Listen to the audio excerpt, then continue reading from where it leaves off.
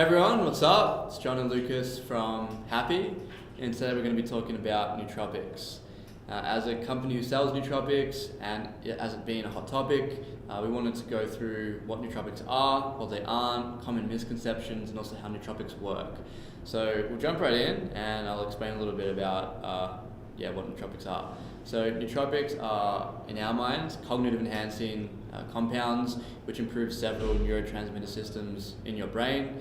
So they can help with memory, whether that be long-term memory retention or short-term memory recall. They can help with things like concentration and focus. So if you're on the job and you want to get into a flow state, you really want to get in the zone, get more work done, they can definitely help enhance that. And they're also neuroprotective in that they help prevent neurodegenerative diseases and conditions. And also they can come in different forms. Some are very pharmaceutical orientated. A lot of the ones that we focus on, pretty much everyone we focus on, we only focus on natural nootropics because we see them as the most clinically proven. And yeah, that's a brief summary of nootropics, I suppose. Yeah, good one, John. I'd say what I would like to inform you guys on is the misconceptions around, the pill that's just automatically going to turn you into a genius.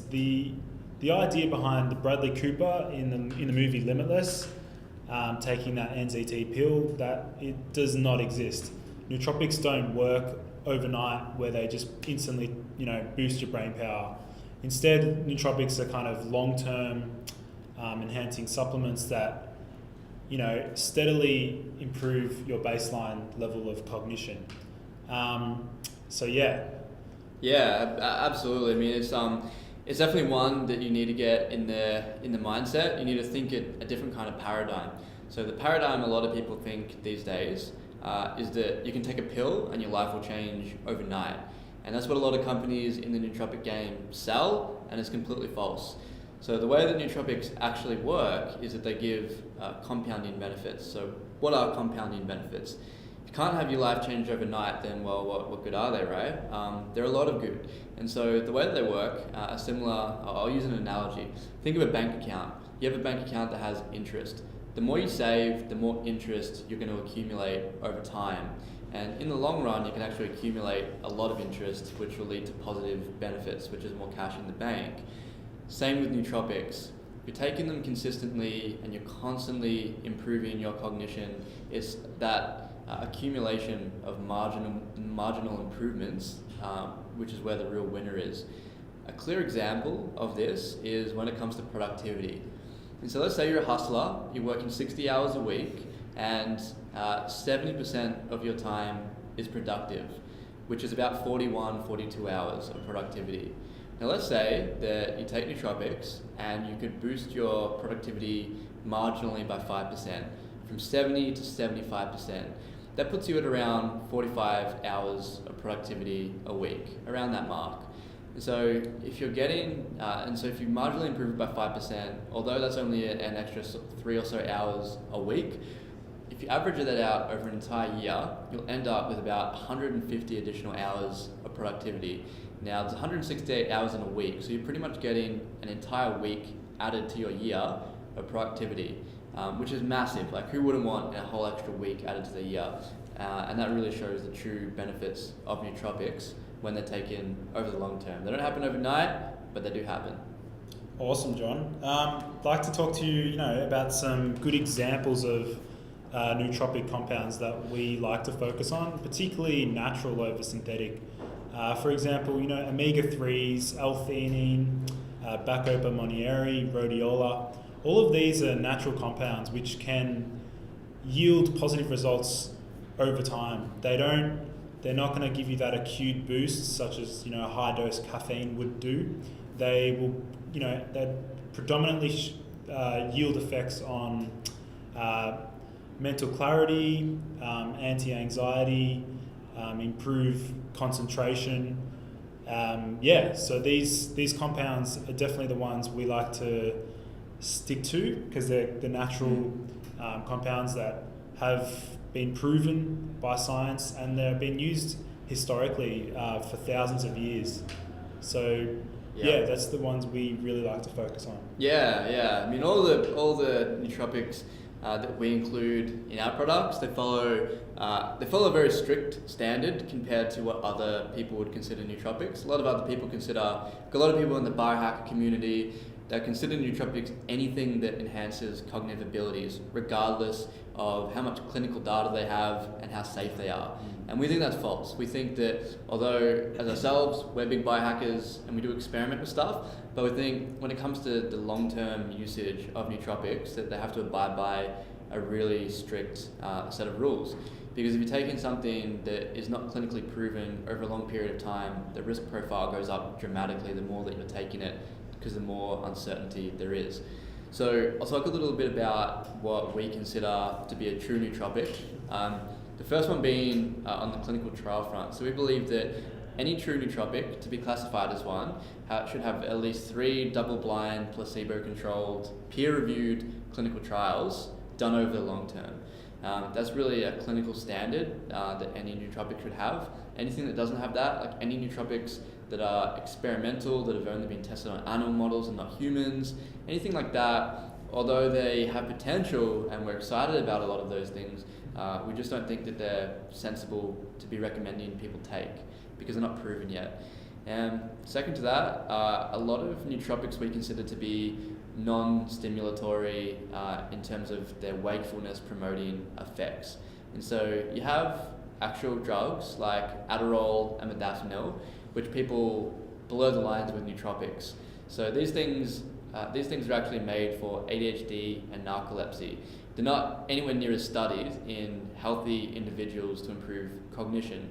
And with things like modafinil, they're what are called wakefulness promoting drugs. And so what that means is they're actually letting you stay awake for longer, which we don't think is healthy. Nootropics should be helping you get more out of the time that you're already staying awake, instead of letting you stay awake longer, because that's cutting into your sleep and that's going to lead to long-term side effects. The other 2 ones are nootropics should be non-toxic, so they should actually be protecting your brain instead of damaging it, and they should be compounding, so they should give compounding benefits over time instead of diminishing returns. So if you have standalone coffee, for example, that has diminishing returns. The more you consume it, the higher the dose you need to take for it to be just as effective, because it builds up a tolerance. And so we see that as one of the components that we don't classify as a nootropic. Although coffee does have other nootropic benefits such as neuroprotection, there's certainly a fine line, and that's our classification. Yeah, and I'd like to touch on that. We've discovered a compound, theocrine versus caffeine. Theocrine actually for 8 weeks showed no signs of tolerance or sensitization, and is clearly a phenomenal upgrade to just pure caffeine. Yeah. But I'd like to just break it down into different classifications for nootropics. So the first classification we really can talk about are neuroprotective agents. So things like Bacopa monnieri and lion's mane. Lion's mane has been shown to boost nerve growth factor, which is the actual growth and survival of new neurons in the brain. Then we have pharmaceutical and kind of synthetic compounds. So these are, piracetam, oxiracetam, and Noopept. All of these are they're fairly new. They've been around for about 50 years, and they're definitely lacking human clinical studies. And thirdly, food extracts. So things like blueberry extract, cinnamon and ginger. Some of these, some of these are really effective for boosting cognitive function. Yeah. So as you can see, there's quite a wide classification for nootropics. Just like there are with supplements, there are all kinds of supplements and vitamins you can get. It's the same with nootropics. It's just that they tend to focus on a lot of cognitive specific functionality. I'll talk a little bit about what nootropics aren't, although that was sort of inferred with our stricter mention before of what they are. I'll go after what they aren't. So nootropics definitely aren't experimental, unproven compounds. So like we said, they need to meet strict clinical research. So we don't consider nootropics to be unproven and experimental, only researched on animal models. Though they have the potential to be nootropics, and then maybe they will be one day, right now, we don't see them as safe and effective nootropics that should be taken long term. Second to that, again, we don't see nootropics as overstimulating compounds like Adderall and modafinil, which are taken for different purposes. They're created for ADHD and narcolepsy. And although they have shown to have cognitive effects, there's still a lot of clinical research that needs to be done in order to prove that they're safe to take over the long term and actually give long-term benefits that compound rather than giving diminishing results over time from exhausting your brain.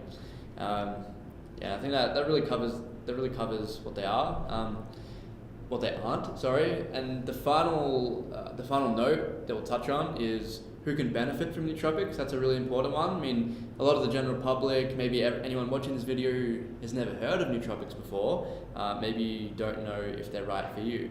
Well, it depends. So if you're someone that is, working a 9-to-5 job and you want to get more productivity out of your day, that can help. If you're an entrepreneur, if you're a startup founder, if you're someone in the startup community, they can definitely help you with a lot of things. I mean, they can help you with problem solving and creativity, concentration, stress reduction, which are pretty much all of the things that an entrepreneur wants. They can help with students, so retaining more information and then recalling more information during exam times. Do you think of any other examples? Yeah, I guess students are a big one at the moment. A lot of students want to get more out of their time. A lot of them are stressed. They've got exams. They want something other than coffee that's going to help them stay focused and actually squeeze every little ounce of information into their brain for their exams. So I'd say students are definitely a big market for nootropics. Even high focus sports. Athletes. Athletes definitely fit in there. I guess anyone that's maybe a regular coffee drinker and wants to try something that's going to give them a bit more of a flexibility, kind of mental agility, mental clarity type boost. Yeah, anyone that's sick of crashing out after they consume coffee, because that's what happens, right? The way that coffee works, you smash coffee, blocks your adenosine receptors, and then as soon as that stops happening, you get this flood of adenosine, and adenosine is a chemical in your body that makes you feel sleepy. And so all coffee is doing is blocking that receptor, and that's why you can feel a massive crash when you've had multiple cups of coffee.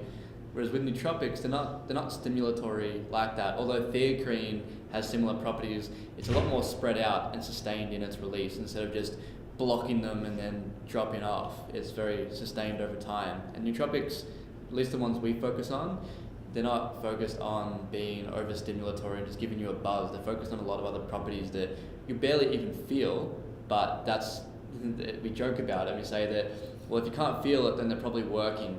And what we mean by that is if you think that you're in a flow state, you're probably not in a flow state. By the time you realize you're in a flow state, you've probably been in it for a couple of hours and you're like, whoa, like that was pretty awesome, because the world around you fades to black, and you just get in the zone and do your thing. That's it. I guess a good way to put it is kind of just you better.